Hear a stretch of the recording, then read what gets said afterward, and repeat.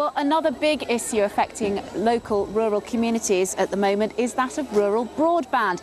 In many parts of the region, it's still impossible to get a good service. Of course, much to the annoyance of householders, but even more so to businesses. The new government says better broadband is now a priority, but there are doubts as to whether this may happen for all of us. Andrew Sinclair has this report.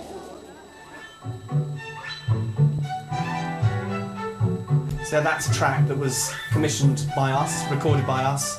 This is an example of how useful broadband can be. This company sells music to media organisations around the world. The company has an annual turnover of £5 million and offices on every continent. And it's all run from a farm in rural Essex.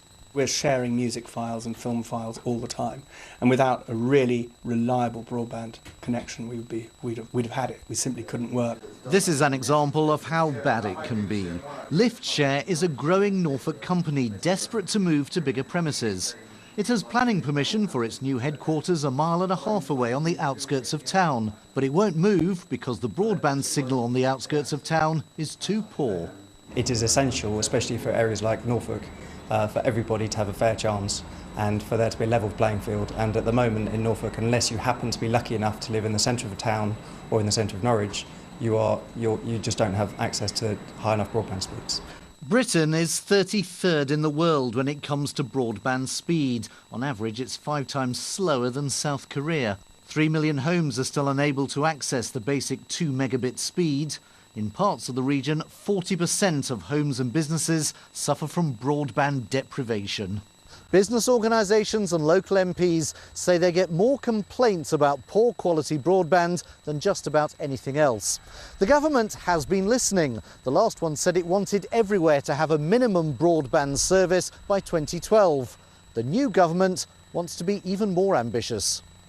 A country that is so good at creating digital content has an enormous amount to gain from developing the infrastructure over which it can be distributed, bought and sold. The new Culture Secretary wants to see not just broadband, but super-fast broadband available everywhere, even in the most challenging areas.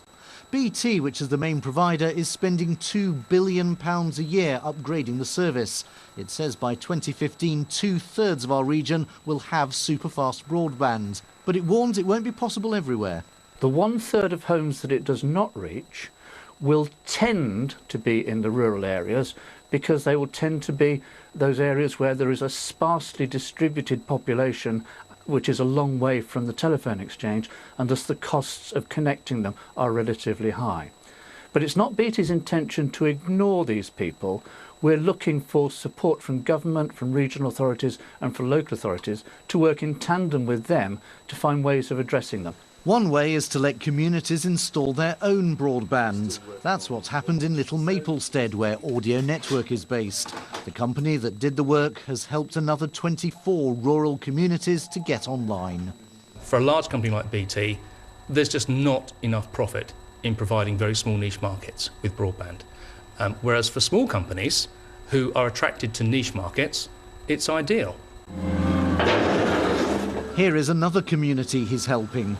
Very soon, this landscaping business and everyone else in the village of West Bergholt in Essex will soon be able to enjoy a decent broadband service. It's costing the parish council just £12,000 to install. It is that essential, I think, to rural businesses and the community at large. As Essex County Council and all the people involved with it need to be applauded that they've taken this initiative. They're not prepared to wait because, are you going to wait 6 weeks, 6 months, 6 years? Who knows? But all this is made easier by the availability of various grants which help keep the cost down. With public spending being squeezed, the business community is hoping there'll still be help available to get online. Well, my guests are still with me. Nicola Curry, ministers have apparently committed themselves publicly to a universal service commitment of 2 megabits a second by 2012. Is that too little too late in your view? Well, obviously every business needs broadband in this day and age. It's as vital as any of the other utilities. I think the real danger in East Anglia is going to be being able to make that happen. The demographics are such that no commercial organisation is going to be able to deliver that. So it's going to need a combination of public and private partnership to let that happen. Well, let's talk about how it's going to happen. George Freeman, Mr Hunt has admitted it's a scandal that nearly 3 million households in Britain can't access good broadband speed. Is there any money to deliver this? Well, I'm not sure it's just a question of money. I mean, there will need to be some investment. But it was very interesting in your piece that BT acknowledged, as far as I'm concerned, for the first time, that a third of Britain will, at the moment, is not in line for fast broadband. So we have, that third is rural. We have a huge problem. There are some interesting solutions out there. The County Council actually is piloting a scheme here in Norfolk which has put fast broadband in some of the schools, which is excellent.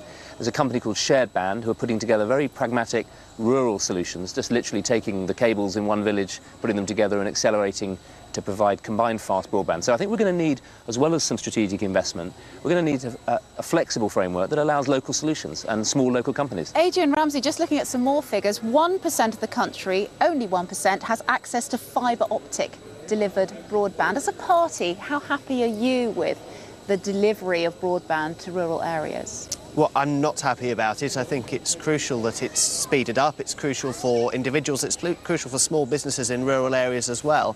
And in East Anglia, we have lots of areas that don't have access to broadband at all, as well as areas that don't have access to fast enough broadband. So it's got to be a priority. We need clear information on the timescale in which it will happen from the government. And I think with all the profits that BT is making, soaring profits we've heard in the last week, that I think it could afford to ensure that broadband is provided to rural areas with some of the money that's being made from the connections in urban areas. Nicola Curry, do you believe that this lack of broadband provision is somewhat symptomatic of a lack of interest in general in rural areas and the plight of the people that live there? Well, it's the problem with a spread out population, isn't it?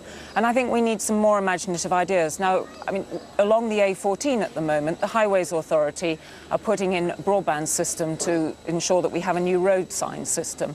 At the moment, as the rules stand, local communities can't benefit from that. We need to be able to be much more imaginative. Schools get good broadband access. We need communities to be able to benefit from that too. George Freeman, we saw some people in the film who were basically paying for this themselves. Is it right that they should have to do that? Well, I'm afraid people in rural areas have got very used to having to pay for things themselves. It's part of the discrimination, back to your earlier point, that rural areas have experienced over the last 15 years particularly. But no, it isn't right. If we want in this area, and I've been running a project called the Norfolk Way about putting jobs back in the countryside, if we want a sustainable and prosperous rural economy, communications, broadband communications, is absolutely vital. And if we don't tackle it, we will condemn areas like this to be simply a rural backwater. Briefly and finally, Adrian Ramsey, on this, how would the Green Party address the fact it's never going to be making good economic sense to provide broadband for everyone at a top speed? So how would you address that? Well, we would address it by forcing BT to use some of the profits made from urban connections to make the rural connections. I think we need to see broadband as a utility. We need to see it as essential, as George has said, in rural areas in the way that our other utilities are. And the government's got to make that happen for the benefit of people in rural areas. All right, let's move on. Just before we go,